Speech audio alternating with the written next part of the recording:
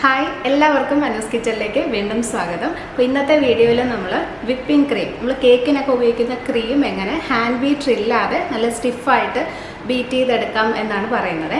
ഒരുപാട് പേരും ചെയ്തിട്ട് ശരിയാവുന്നില്ല അല്ലെങ്കിൽ ബുദ്ധിമുട്ടാണ് എന്ന് പറയുന്ന ഒരു കാര്യമാണ് ഈ ക്രീം ബീറ്റ് ചെയ്തെടുക്കുന്നത്. പക്ഷെ കുറച്ച് കാര്യങ്ങൾ ശ്രദ്ധിച്ചു കഴിഞ്ഞാൽ നമുക്ക് ഈസി ആയിട്ട് ചെയ്യാവുന്നതേ ഉള്ളൂ. അപ്പോൾ അതെങ്ങനെയാണെന്ന് നോക്കാം. ഈ വീഡിയോ നിങ്ങൾക്ക് ഇഷ്ടമാവുകയാണെങ്കിൽ ലൈക്ക് ചെയ്യാനും ഷെയർ ചെയ്യാനും മറക്കല്ലേ. അപ്പോൾ ക്രീം ബീറ്റ് ചെയ്യാനായിട്ട് നമുക്ക് 2-3 സാധനങ്ങൾ നന്നായിട്ട് ഫ്രീസറിൽ വെച്ചൊന്ന് തണുപ്പിച്ചെടുക്കണം. അപ്പോൾ ഞാൻ ഇവിടെ മിക്സിയുടെ ചെറിയ ജാറാണ് എടുത്തിരിക്കുന്നത്. വലുതായാലും കുഴപ്പമില്ല. നമ്മൾ ബീറ്റ് ചെയ്യുന്ന സമയത്ത് പെട്ടെന്ന് ചൂടാവാത്ത ജാർ എടുക്കാനായിട്ട് നോക്കാം. പിന്നെ ഇതുപോലൊരു ബൗള്, ഞാനിവിടെ ഗ്ലാസ് ബൗളാണ് എടുത്തിരിക്കുന്നത്. പക്ഷെ അത് നിർബന്ധമില്ല, നിങ്ങളുടെ കയ്യിലുള്ള ഏതെങ്കിലും പാത്രം, സ്റ്റീലോ പ്ലാസ്റ്റിക്കോ ഏതായാലും കുഴപ്പമില്ല, അതും കൂടി ഫ്രീസറിനകത്ത് വെക്കണം. പിന്നെ വേണ്ടത് ഇതുപോലത്തെ ഒരു വിസ്ക്. ഈ 3 സാധനങ്ങളും കൂടി ഫ്രീസറിൽ മിനിമം 2 മണിക്കൂർ വെക്കണം. ഞാനൊരു 2-3 മണിക്കൂറൊക്കെ വെക്കാറുണ്ട്. നന്നായിട്ട് തണുത്ത് കിട്ടണം. ഓക്കെ, അപ്പോൾ അത്രയും സമയം വെക്കാം. ഓക്കെ, അപ്പോൾ ഞാൻ മിക്സിയുടെ ജാറും ബൗളും ഒക്കെ ഫ്രീസറിൽ വെച്ചിട്ട് ഒരു 3 മണിക്കൂറായി. ഇനി നമുക്ക് ക്രീം ബീറ്റ് ചെയ്ത് എടുക്കാം. ഞാനിന്ന് ഫിയോണ വിപ്പിംഗ് ക്രീമാണ് യൂസ് ചെയ്യുന്നത്. നമ്മൾ കേക്ക് ഡെക്കറേറ്റ് ചെയ്യാനായിട്ട് ഉപയോഗിക്കുന്ന ഏത് ക്രീം ആയാലും കുഴപ്പമില്ല. വിവോ, റിച്ച്, അങ്ങനെ പല ബ്രാൻഡുകളുണ്ട്. അത് ഏത് വേണേലും എടുക്കാം. പക്ഷെ അമുലിൻ്റെ വിപ്പിംഗ് ക്രീം നിങ്ങൾ യൂസ് ചെയ്യരുത്. ഇതുപോലെ നമുക്കത് ബീറ്റ് ചെയ്തെടുക്കാൻ പറ്റില്ല. ബീറ്റർ വെച്ചിട്ട് തന്നെ അത് നന്നായിട്ട് സ്റ്റിഫായിട്ട് കിട്ടാൻ ഭയങ്കര ബുദ്ധിമുട്ടാണ്. അപ്പോൾ ഈ ക്രീം സാധാരണ നമ്മൾ ഫ്രീസറിലാണല്ലോ സൂക്ഷിക്കുന്നത്. അപ്പോൾ ഇത് ബീറ്റ് ചെയ്യുന്നതിന് 2 മണിക്കൂർ മുന്നേ മാത്രം ഇത് ഫ്രീസറിൽ നിന്ന് എടുത്ത് ഫ്രിഡ്ജിലേക്ക് വെക്കുക. അതിൽ കൂടുതൽ സമയം വെക്കരുത്, ജസ്റ്റ് 2 മണിക്കൂർ മുന്നേ. അപ്പോൾ ഇത് ഒത്തിരി അങ്ങ് ലൂസ് ആവാതിരിക്കും.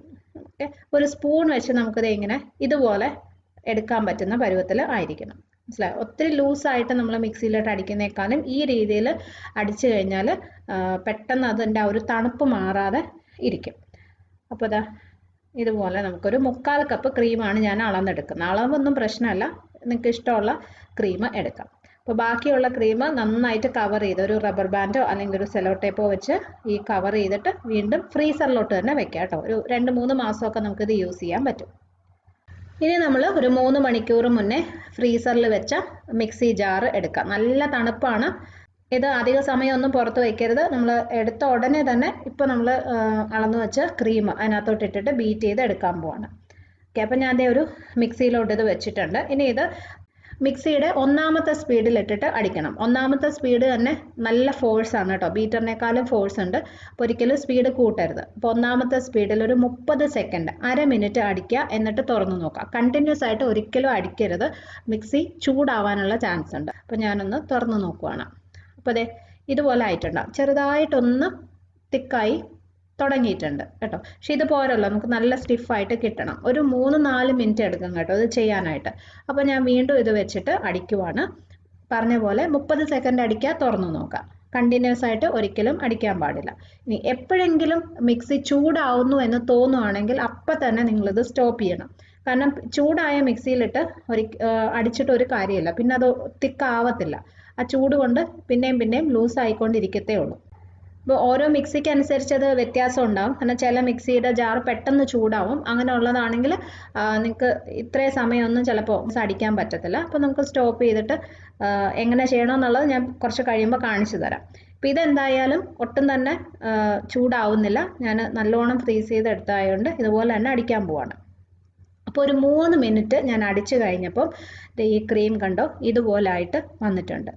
ഇടയ്ക്കിടയ്ക്ക് ഓരോ 30 സെക്കൻഡും നോക്കിയാണ് ഞാൻ ചെയ്തത് കേട്ടോ. ഓഫ് ചെയ്ത് നോക്കിയാണ് ചെയ്തത്. കണ്ടോ ഇതുപോലെ ആയി, അതൊന്ന് തിക്കായിട്ടുണ്ട്.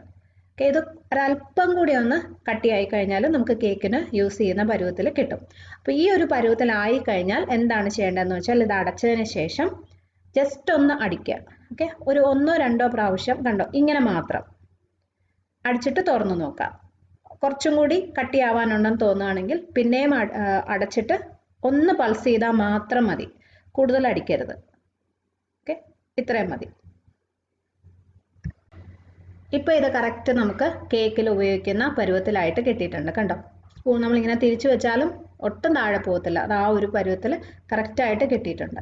അപ്പോൾ ആ ലാസ്റ്റ് ഒന്ന് നന്നായിട്ടൊന്ന് കട്ടിയായി കഴിയുമ്പം പിന്നെ അടിക്കുന്നതാണ് ഒന്ന് ശ്രദ്ധിക്കാനുള്ളത്. ജസ്റ്റ് ഒന്ന് അടിച്ച് ഒരു 1-2 പ്രാവശ്യം ചെറുതായിട്ടൊന്ന് പൾസ് ചെയ്തിട്ട് നോക്കുക. ഓവറായിട്ട് ബീറ്റ് ചെയ്ത് കഴിഞ്ഞാൽ പിന്നെ ഇത് ലൂസ് ആവത്തേ ഉള്ളൂ. അപ്പോൾ ഇത് കറക്റ്റാണ്. അപ്പോൾ ഇത് നമ്മൾ ബീറ്റ് ചെയ്ത് തുടങ്ങുന്ന സമയത്തുണ്ടല്ലോ, ആദ്യത്തെ ഒരു 2 മിനിറ്റൊക്കെ ഇത് കുറച്ച് ലൂസായിട്ട് തന്നെ ഇരിക്കും. അപ്പോൾ നമുക്ക് ശരിക്കും തോന്നും ഇത് കട്ടിയാവത്തില്ല, ഇതിങ്ങനെ ഇരിക്കത്തുള്ളൂ എന്ന് തോന്നും. അപ്പോൾ അത് പക്ഷെ നിങ്ങളങ്ങനെ സ്റ്റോപ്പ് ചെയ്യരുത്. പിന്നെയും ഇടയ്ക്കിടയ്ക്ക് ഒരു 30 സെക്കൻഡ് അടിച്ച് അത് തുറന്നു നോക്കി അങ്ങനെ തന്നെ ചെയ്തുകൊണ്ടിരിക്കുക. കറക്റ്റ് ഒരു 3 മിനിറ്റൊക്കെ കഴിയുമ്പോൾ പെട്ടെന്ന് ഇതിൻ്റെ ആ ഒരു കൺസിസ്റ്റൻസി അങ്ങ് മാറിയിട്ട് അത് കട്ടിയാവും. അപ്പോൾ അത് ശ്രദ്ധിച്ചോളാം. നമ്മൾ മിക്സിയിൽ ഇങ്ങനെ അടിച്ചുകൊണ്ടിരിക്കുന്ന സമയത്ത് ആ സൗണ്ട് കേൾക്കുമ്പോൾ നമുക്ക് മനസ്സിലാവും. ആ ലൂസായിട്ട് ഇങ്ങനെ അടിച്ചുകൊണ്ടിരുന്ന സൗണ്ട് മാറിയിട്ട് പെട്ടെന്ന് ഇങ്ങനെ ഒരു വെള്ളം ഇല്ലാതെ നമ്മൾ മിക്സിയിൽ അരയ്ക്കുമ്പോൾ ഒരു സൗണ്ട് വരത്തില്ലേ, അതുപോലെ ആവും. അപ്പം തന്നെ ആ സെക്കൻഡിൽ തന്നെ ഓഫ് ചെയ്തിട്ട് നോക്കിയാൽ മതി, അത് കട്ടിയായിട്ടുണ്ടാവും. അത് അടിച്ചുകൊണ്ട് ഇരിക്കുമ്പോൾ വരുന്ന ആ സൗണ്ട് വ്യത്യാസം ശ്രദ്ധിച്ചോണം. അതിനുശേഷം പിന്നെ ആ കട്ടിയായി കഴിഞ്ഞാൽ പിന്നെ ഒരു ജസ്റ്റ് ഒന്ന് പൾസ് ചെയ്ത് 2-3 പ്രാവശ്യം ഒന്ന് പൾസ് ചെയ്ത് എടുക്കുമ്പോൾ നമ്മൾ കേക്കിനൊക്കെ ഉപയോഗിക്കുന്ന പരുവത്തിൽ കുറച്ചും കൂടി കട്ടിയായിട്ട് കിട്ടും. അപ്പോൾ ഇത് നമ്മൾ ഒരു രീതിയിൽ ഫുള്ള് മിക്സിയിൽ അടിച്ച് ചെയ്യുന്നത്. ഇനി അഥവാ നിങ്ങളുടെ മിക്സി പെട്ടെന്ന് ചൂടാവുന്നതാണെന്നുണ്ടെങ്കിൽ ഇതുപോലെ നിങ്ങൾക്ക് ഒരു 3 മിനിറ്റ് ഒന്നും ഇങ്ങനെ അടിക്കാൻ പറ്റത്തില്ല. അപ്പോൾ എന്ത് ചെയ്യണമെന്ന് വെച്ചാൽ മിക്സി ചൂടായി തുടങ്ങുന്ന സമയം വരെ അതിനകത്ത് തന്നെ അടിക്കുക. അത് കഴിഞ്ഞിട്ട് ഉടനെ തന്നെ ആ ക്രീം നമ്മൾ നേരത്തെ ഫ്രീസറിൽ എടുത്തു വെച്ച ബൗൾ ഉണ്ടല്ലോ അതിനകത്തോട്ട് മാറ്റിയിട്ട് വിസ്ക് വെച്ച് ബാക്കി ചെയ്തെടുക്കുക. അപ്പോൾ അത് കുറച്ചും കൂടി എളുപ്പമായിരിക്കും. ഒരുപാട് സമയം നമ്മൾ വിസ്കിട്ട് അടിക്കേണ്ടി വരത്തില്ല. മിക്സിയിലിട്ട് കുറച്ചൊന്ന് തിക്കായി വന്ന സാധനം ആയതുകൊണ്ട്. അപ്പം അതിന് വേണ്ടിയിട്ട് ആദ്യം ഒരു ബൗളിൽ കുറച്ച് ഐസ് ക്യൂബ്സ് ഒന്ന് ഇട്ട് കൊടുക്കുക. കുറച്ച് അധികം ഇട്ടാലും കുഴപ്പമില്ല. അതിൻ്റെ മുകളിലോട്ട് നമ്മൾ നേരത്തെ ഫ്രീസ് ചെയ്ത് വെച്ച ബൗളുണ്ടല്ലോ അതിനകത്ത് കുറച്ച് നേരം മിക്സിയിൽ അടിച്ച ക്രീം ഇട്ട് കൊടുക്കുക. എന്നിട്ട് ഫ്രീസറിൽ വെച്ച വിസ്ക് വെച്ചിട്ട് ഇതുപോലെ നമുക്ക് അടിച്ച് എടുക്കാം. ഇതും വലിയ ബുദ്ധിമുട്ടില്ലാതെ നമുക്ക് ചെയ്യാൻ പറ്റും കേട്ടോ. മിക്സിയിൽ ഫുൾ അടിക്കുന്ന അത്രയും എളുപ്പം അല്ലെങ്കിലും വലിയ കുഴപ്പമില്ല, അത് ചെയ്തെടുക്കാം. ഇതുപോലെ ഇങ്ങനെ കടയുന്ന പോലെ ചെയ്ത് കഴിഞ്ഞാൽ കുറച്ചും കൂടി എളുപ്പമായിട്ട് എനിക്ക് തോന്നിയിട്ടുണ്ട്. കൈയും അധികം വേദനിക്കത്തില്ല, കുറച്ചും കൂടി നല്ല രീതിയിൽ അത് ബീറ്റായി വരുന്നുണ്ട്. ഒരു 5 മിനിറ്റ് എടുക്കും എന്തായാലും ഇതിങ്ങനെ ചെയ്തെടുക്കാനായിട്ട്. അപ്പോൾ ആദ്യം കുറച്ച് നേരം ഒന്ന് മിക്സിയിൽ അടിച്ചതിന് ശേഷം ഇതിനകത്തോട്ട് മാറ്റിയാൽ മതി, മിക്സി ചൂടാവുന്നുണ്ടെങ്കിൽ. ഓക്കെ, കണ്ടോ ഇപ്പോൾ തന്നെ അത് കുറച്ചിങ്ങനെ തിക്കായി വരാൻ തുടങ്ങി. പിന്നെ ഇനി ഒരു 2-3 മിനിറ്റും കൂടി ചെയ്യുമ്പോൾ റെഡിയാവും. അപ്പോൾ ഇത് ചെയ്യുമ്പോൾ ശ്രദ്ധിക്കാനുള്ളത് ഈ ബൗളും വിസ്കും 2-3 മണിക്കൂർ ഫ്രീസറിൽ വെച്ച് നല്ലതായിട്ട് തണുപ്പിച്ചതായിരിക്കണം. താഴെ ഐസ് ക്യൂബ്സും ഇട്ടിട്ടുണ്ടായിരിക്കണം. അല്ലെങ്കിൽ പ്രത്യേകിച്ച് ഇപ്പോഴത്തെ നമ്മുടെ ചൂടിന് പെട്ടെന്ന് തന്നെ ക്രീം അലിഞ്ഞു പോകും. ക്രീമിൻ്റെ ഒരു തണുപ്പ് അതുപോലെ നിന്നില്ലെങ്കിൽ ബീറ്റ് ചെയ്ത് ഇങ്ങനെ നമ്മൾ ചെയ്തുകൊണ്ടിരുന്നിട്ടും കാര്യമില്ല, കറക്റ്റായിട്ട് സ്റ്റിഫായിട്ട് വരില്ല.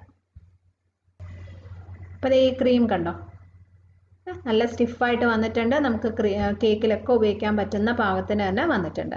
അപ്പോൾ ഇതിൽ ഏത് രീതിയിൽ വേണമെങ്കിലും നിങ്ങൾക്ക് ഉണ്ടാക്കി നോക്കാം. ഈ എളുപ്പമാണ് കേട്ടോ, നമ്മൾ വിചാരിക്കുന്ന അത്രയും ബുദ്ധിമുട്ടില്ല. കുറച്ച് കാര്യങ്ങളൊന്ന് ശ്രദ്ധിച്ചാൽ മാത്രം മതി. അപ്പോൾ ബീറ്റർ ഇല്ലാതെ തന്നെ നമുക്ക് കേക്കും ഉണ്ടാക്കാം, ക്രീമും ഉണ്ടാക്കാം. ഈസി ആയിട്ട് വീട്ടിൽ നല്ലൊരു ക്രീം കേക്കും ഉണ്ടാക്കാം. അപ്പോൾ ഈ വീഡിയോ നിങ്ങൾക്ക് കുറച്ച് പേർക്കെങ്കിലും യൂസ്ഫുൾ ആയിട്ടുണ്ടാവുമെന്ന് വിചാരിക്കുന്നു. ഇഷ്ടമായെങ്കിൽ ലൈക്ക് ചെയ്യാനും ഷെയർ ചെയ്യാനും കമൻറ്റ് ചെയ്യാനും മറക്കരുത്. സബ്സ്ക്രൈബ് ചെയ്തിട്ടില്ലാത്തവരുണ്ടെങ്കിൽ ഒന്ന് ചെയ്തേക്കണേ. അപ്പോൾ നമുക്ക് ഇതുപോലെ നല്ല വീഡിയോസുമായിട്ട് വീണ്ടും കാണാം. Bye friends, thank you for watching.